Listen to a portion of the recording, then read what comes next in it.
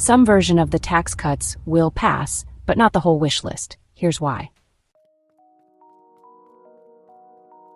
If the GOP keeps or gains control of Congress and the White House in 2025, they're going to push hard to extend all of the Trump-era tax cuts, especially for high earners and corporations. They'll likely package it with working-class candy, like child tax credits and standard deduction raises.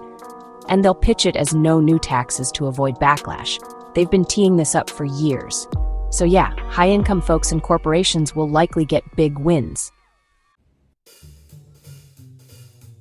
But the national debt's getting loud, and even fiscal conservatives are sweating. The CBO already projects over $3 trillion in additional debt from these cuts. Defense spending is ballooning. Social Security and Medicare are untouchable politically. That means either cuts to programs for low and middle-income Americans or future tax hikes for everyone else to cover the gap. And moderate Republicans and Democrats won't co-sign on all of it. So, the likely outcome: a scaled-back package, maybe tax cuts extended for most income brackets, but SALT caps, estate tax breaks, and some high-earner giveaways might get trimmed. Even a moderate version will tilt benefits toward the top, especially investors, corporations, and high-income professionals. Wealth inequality will continue to grow, not just from taxes, but from how capital gains and assets are treated compared to wages. If this passes without balancing the working class needs, or, at the expense of social programs, expect a few. First, Democrats are absolutely going to use it as campaign fuel in 2026. Also, think tanks and watchdogs will definitely spotlight the imbalance. And yeah, you can count on more pressure from populists on both sides to tax the ultra-rich. So it might win in Congress, but honestly, it could cost big time in elections.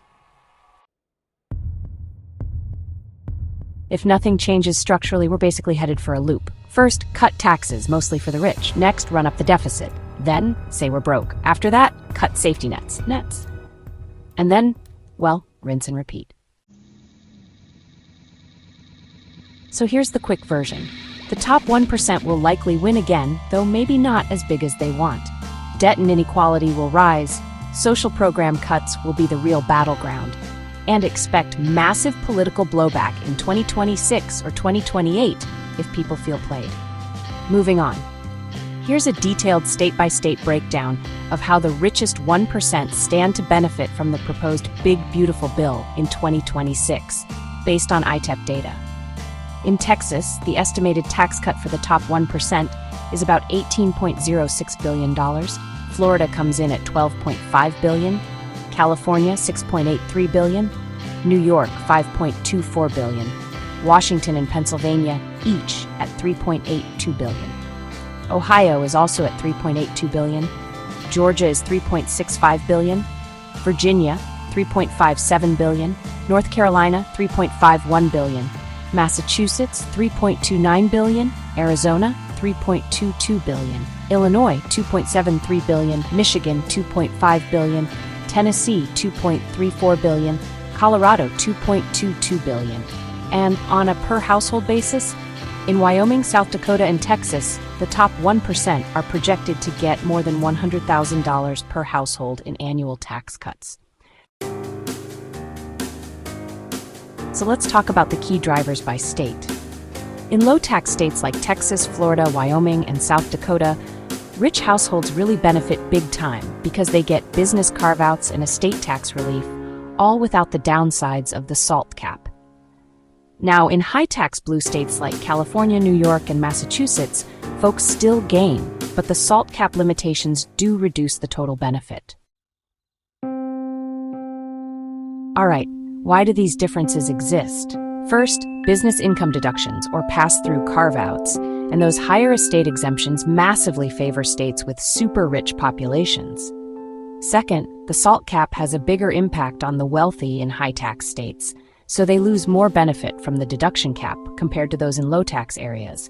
And, populous states just have bigger buckets. More households in the top 1% means bigger totals for those big states. So, what does all this mean politically? Well, Red states will hail this as major tax relief for so-called job creators. Meanwhile, in blue states, wealthier constituents will still benefit, though, yeah, some of those gains are offset. The nationwide trend is pretty clear. It's robustly tilted toward the top 1%, which just increases inequality. If you want more, don't forget to subscribe, like, and share, and we'll see you next time.